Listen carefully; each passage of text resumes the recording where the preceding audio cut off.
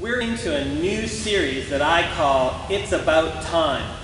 And the reason I call it that is, you know what, when you look out there, there's tons of information in tennis about how do you hit shots, where your mechanics should be, how you move your body. There's lots of great stuff.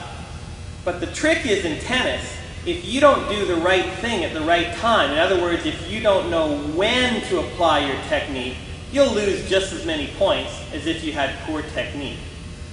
There's lots of science to actually back this up as well. Imagine, if you will, a continuum. On one end, there's what we call open skills. On the other end, there's what we call closed skills. Motor learning classifies tennis as an open skills sport. On the other end of the continuum, closed skills sports are like gymnastics or figure skating or diving. In these sports, if you make the proper move, you get the points. The proper technique is what it's all about. However, on open skills, if you don't adjust to the environment, then you're not going to be able to successfully perform your sport. Any game sport is an open skill sport. In other words, you have to see what's going on in the situation, and then you have to adjust your technique to that situation. Imagine, if you will, and I've seen it before, that you have a little league game with little kids. A kid runs with spectacular technique right for the base. All his friends, though, are yelling and screaming, and his teammates are really mad. Why? Because he ran to the wrong base. In other words, it was great technique, but when he did it was at the wrong time.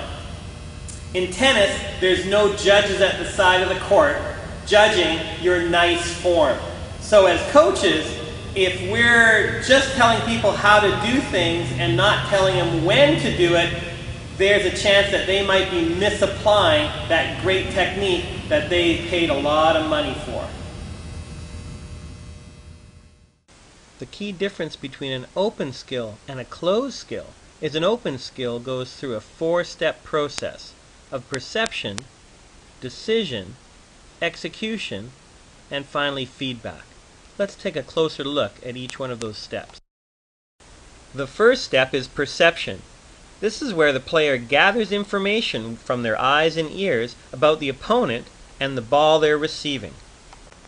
The second step is decision making.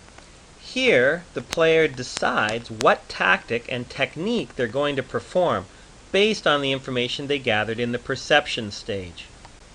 Next is the execution step. Here, the player performs the technique they've decided to do.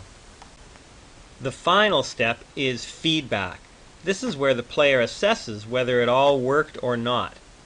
Keep in mind that this is an automatic process. Whether they want to or not, every player will cycle through every step on every shot in tennis. The trick is to go through the process as effectively as possible. It is interesting to note that fighter pilots also are trained in this open skill process. If you go through the process quicker and more cleanly than your opponent, you can shoot them down, or at least in our case, win a point. The first step is going to be helping your perception. Now, what we're going to do is look at what I call your FAR, which stands for your focus of attention range. And your focus of attention range is basically where do you actually pick up the information that the ball is coming and what it's doing. If you look at beginner players, it's like there's a bubble around them. And really, nothing happens till the ball bounces and comes into that bubble. Then they start to move. And by then, a lot of times, it's too late.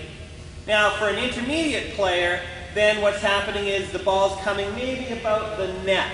And it's like the ball's in a fog, nothing's happening, nothing's registering, but once the ball comes out of that fog, usually again around where the net is, then they start to react. When you watch pro players play, what you'll see is their focus of attention encompasses all the way back through and includes their opponent. So they're going to see all the stuff that's happening, and even with anticipation, they'll see what's happening before the opponent even hits the ball. So they're gathering information from the far end of the court. So we have to get used to the idea that, yes, I'm focused here when I hit the ball, but I have to shift my attention, and my focus of attention range has to shift down. To find your focus of attention range, use the cue word where. Say where just before the opponent's going to hit it. You're asking yourself, where is the ball going to go? When you feel yourself make your first move towards the ball, take a mental snapshot of where the ball is. That's how far your far is.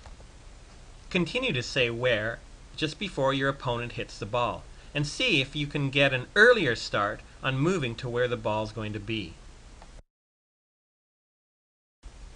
This drill should help you take your first steps towards playing tennis as an open skill.